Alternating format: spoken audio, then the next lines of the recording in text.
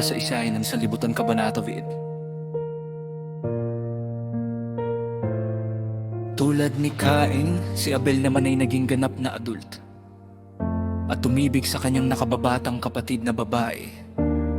Ang isang mula pagkabata ay nakatali sa kanya sa pamamagitan ng matalik na pagmamahalan.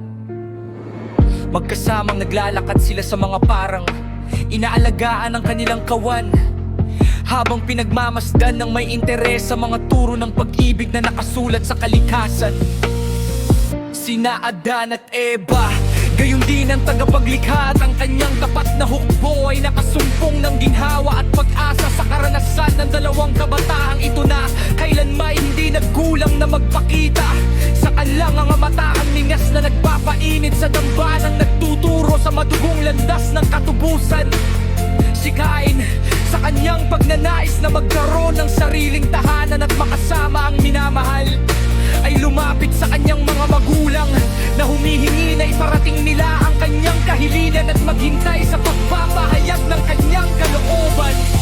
Si Adan, ang mabait na amang, araw-araw ay namamagitan sa dambana para sa kanyang pamilya at sa natatanging paraan para sa mga kabataang nagnanais tunguhin ang landas ng mga maling pangarap, ay pinakita ng may pigati ang kahilingan ni Cain sa walang hanggang liwanag.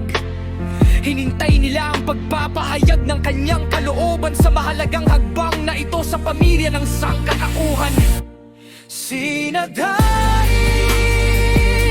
ang kanyang minamahal na kapatid, gayon ay sabihin na naghihintay sa araw ng handog, kung kailan tiyak na magkakasalamuhan nila ang lumikha ng lahat ng bagay. Sila'y naniniwala hindi niya itatakwil ang katuparan ng kanilang pangarap at magpapakita ng suporta para sa kanilang ideal ng pagsamba.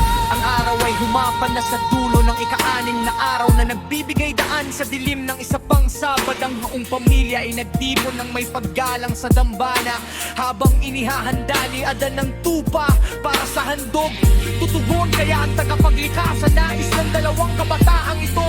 Ang tanong na ito ay nabigat sa puso nilang lahat, at lalo na kay Cain at sa kanyang kapatid na kasama.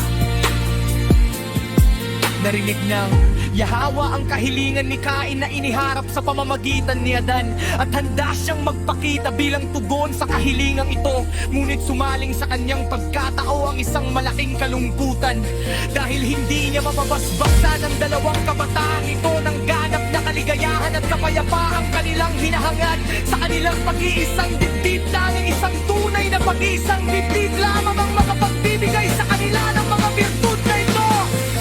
Itinatag ng tagapaglikha ang pag-iisang dibdib bilang isang banal na tiwala na may walang hanggang kahalagahan ng pagsasama ng mag-asawa. Sa ilalim ng basbas ng walang hanggan ay dapat na sumagisag sa espiritual na pagsasama ng yaawa. Halahaya at tao ang pag-iisang dibdib, sa gayon ay mawawala ng paunang kahulugan para sa mga humahamak sa simbolo ng pagsasamang iyon na natuklasan mula ng pagkahulog ng tao. Ang kasukdulan nito ay nasa handog na tupa, itinakda ng walang hanggan na iduro sa pamamagitan ng seremonya ng pag-iisang dibdib.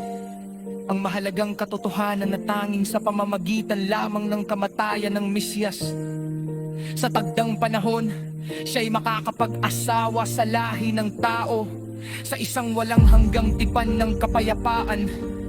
Kaya ang kanyang basbas ay maaari lamang matanggap ng mga magpapasakop sa makahulang ritual.